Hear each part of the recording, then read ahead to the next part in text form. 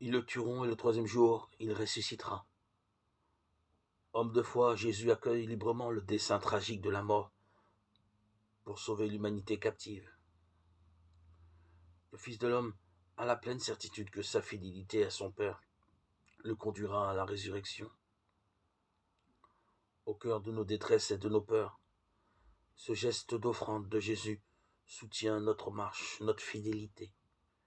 Il nous aide à témoigner jusqu'au don de notre vie. Matthieu 17, 22, 27. Dans Ézéchiel 1, 26, la traduction peine à rendre la répétition sur 3 versets de 2 termes signifiant l'apparence et la ressemblance. Ici se donne à voir la ressemblance comme une apparence d'être humain, c'est dire la prudence du prophète pour évoquer sa vision inouïe de la gloire de Dieu. Le terme ressemblance, aspect, évoque la création de l'être humain selon notre ressemblance. Genèse 1, 26.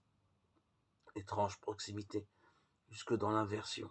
Si l'être humain a été créé à la ressemblance de Dieu, on ne peut évoquer la gloire de Dieu sans y associer d'une façon ou d'une autre à la ressemblance de l'être humain. Une proximité qui deviendra en Jésus de Nazareth l'intimité d'un fils avec le Père qu'il révèle. Ézéchiel chapitre 1 verset 26.